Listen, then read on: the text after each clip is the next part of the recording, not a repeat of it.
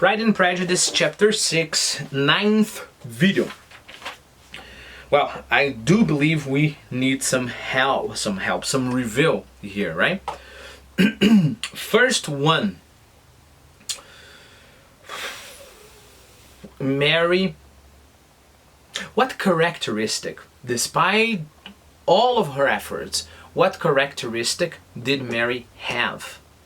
Answer, she was plain, you know? Just like a plain, dull, non-cheese or catupiry hot dog, okay? I don't know, you've realized by now that I like catupiry, right? By the way, guys, catupiry is catupiry, alright? As pastel is pastel, paçoca is paçoca in English, all of those things. Okay, that's not the point. She was plain, you know? She was plain. And because she was plain, what did she do? Well, because she was plain, she tried to acquire knowledge and abilities to impress others, right? Question, what did Mary play at the piano? Answer, she at first played a concerto. I didn't want to stop so much, but there are two possible pronunciations for concerto. You can say concher, like bird, concerto, or concerto, right? Both of them, yeah, are nice. Just to give you the formal definition, of course, you know, it's classical music stuff, right? But a concerto, or concerto, is a composition of an orchestra, for an orchestra, and one or more solo instruments, typically in three movements. Okay. Question, after that, what did she play? Answer, she played two airs, a Scottish and an Irish, right? Yes, a Scottish and an Irish air. So let me give you the formal definition one more time, right? A melody or a tune, especially in the soprano or tenor range. Another possible one, a solo with or without accompaniment. Questions. First, what was the purpose for Mary to play those things? And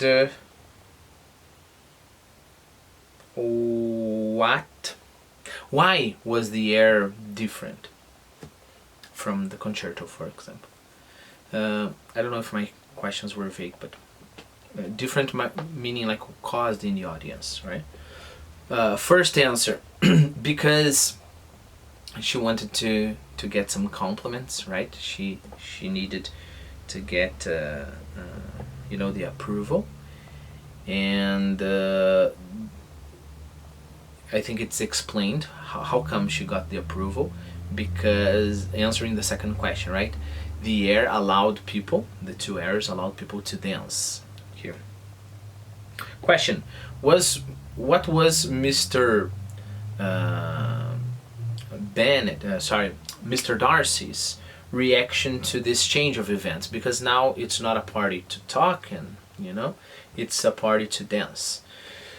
Answer, he was not happy at all, because he didn't consider it a very pleasant kind of activity. Question, does he agree that polished societies entertain themselves with dance? Answer, yes, but all savages as well, so it's not a big deal at all, right? Keep in mind that polished, if you're a polished person, it's a more formal thing, right? High society stuff, because you can be polite. Polite is the everyday word, right? If you say thank you and you're welcome, please, and things like that. Okay. I just want to give you some options here, because they use the expression in vogue. Okay, in vogue is popular, acceptance, or favor. Just, you know, for example, a party game no longer in vogue, Okay, people don't do it anymore. That's nice. There is a magazine called Vogue. I don't know if I put it in our Quizlet. No, I should have. So Vogue, because it talks about fashion. But you know, nowadays it's not that common to say, oh, this kind of clothing is in vogue. I mean, you can, but let me give you options there. It could be fashionable. Instead of saying red is in fashionable or in fashion, even though you can say it, it's better to say red is fashionable. So you even change the construction, okay? You change the construction of the thing. Red is fashionable. Or trendy. Red is trendy. Popular as well, okay?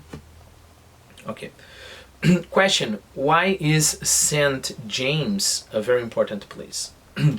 Answer, because it's the royal residence, you know, and of course the center of the society. Okay. Question. There was a moment Sir Lucas asked Mr. Darcy if he lived in town. He didn't answer. He just made a gesture. What gesture was that? Answer. He just bowed. Okay, so this is bow. Let me see.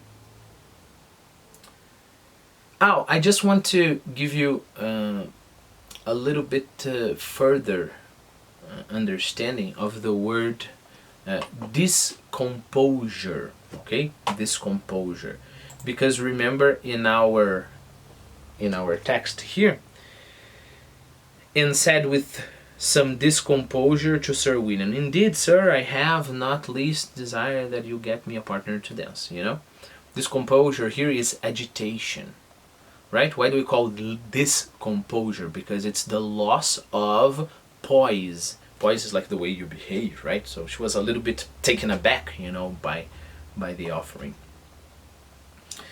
And then we have the word entreat. There was, during the music part, when was entreat being used? Well, there were many entreaties from several people, by several people, to to Lizzie play more, right? And then she entreated Sir Lucas not to find her a partner or anything. You know, I have a very nice sentence from The Raven, you know, The Raven from Edgar Allan Poe, and this is something I suggest you do. Whenever you are learning vocabulary, try to connect with contexts, right?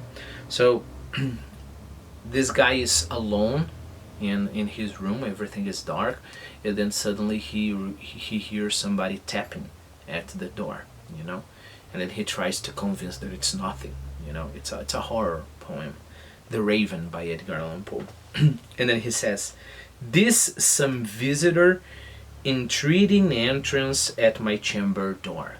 This some visitor entreating entrance at my chamber door. So he means that it is just a visitor pleading, you know, asking to enter at my chamber door.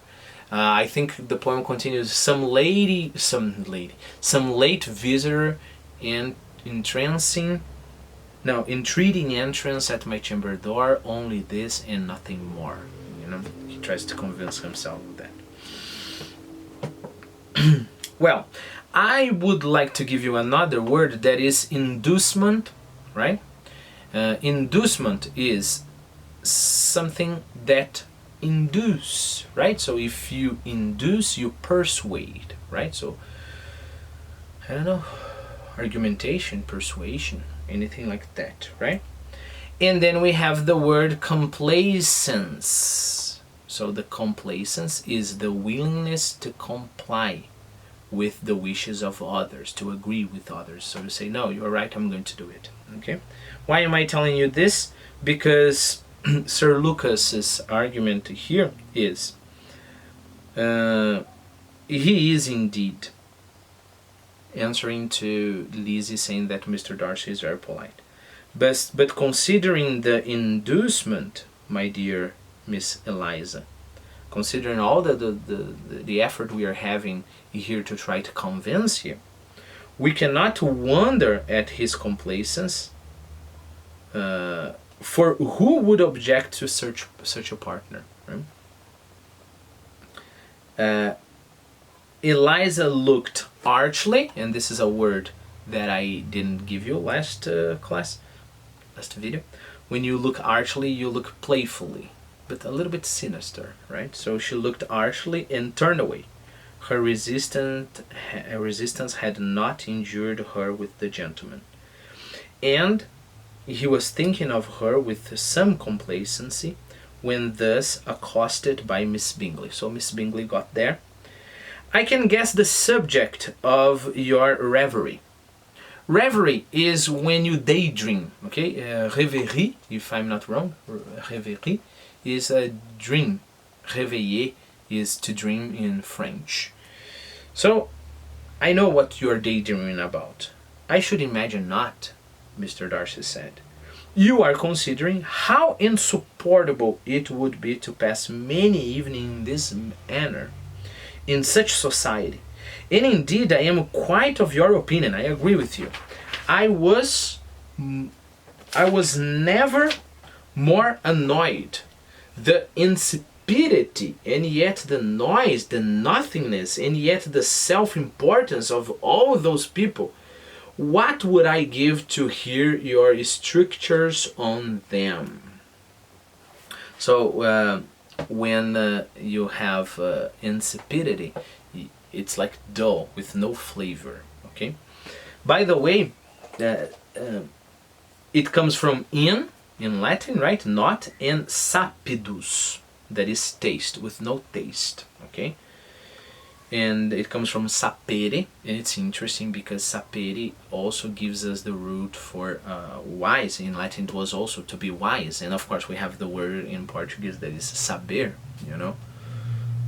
I will try to open a video just about that etymology, the relation between taste and knowing stuff. But for insipidity, I have some synonyms here. That is dull, flat, boring, okay? So, of course, if you're talking about insipidity, which is the noun, so it would be dullness, flatness, boringness, right? So I put a dish of spaghetti with no sauce at all. You'll get the point. So, what the woman is saying, what Miss Bingley is saying here, is that, everything is boring. And I would like to hear your strictures, right? So, a stricture is an adverse remark or criticism. So basically I would like to see you talking trash about this whole thing going on here, these people and this society. And then Mr. Darcy answers. And I really think it's interesting because he just looks at her and says, your conjecture is totally wrong. I assure you. My mind was more agreeably engaged. I was thinking about more pleasant things. I have been meditating on the very great pleasure which a pair of fine eyes in the face of a pretty woman can bestow, can give, right? Miss Bingley immediately fixed her eyes on his face and desired he would tell her what lady had the credit of inspiring such reflections. And then you think, wow, he's going to hide, right? Mr. Darcy replied with no great intrepidity, that is fearless, right? So he was very fearless. He just looked at her and said, Miss Elizabeth Bennet. Miss Elizabeth Bennet, replied Miss Bingley. I'm all astonished. How long has she been such a favorite? And pray, when am I to wish you joy? And please tell me, when am I to wish you joy? Wish you joy about what? We'll understand in a moment. That is exactly the question which I expected you to ask, he answered. A lady's imagination is very rapid. It jumps from admiration to love, from love to matrimony in a moment. I knew you would be wishing me joy, so I knew you would be thinking about marriage, Nay, if you are serious about it, the girl is saying now. I shall consider the matter is absolutely settled. You will be having a charming mother-in-law, a lot of irony here, indeed. And of course she will always be at Pemberley, that is his house, right, with you. He listened to her with perfect indifference while she chose to entertain herself in this manner, teasing him, right? And as his composure convinced her that all was safe, her wit flowed along. She continued.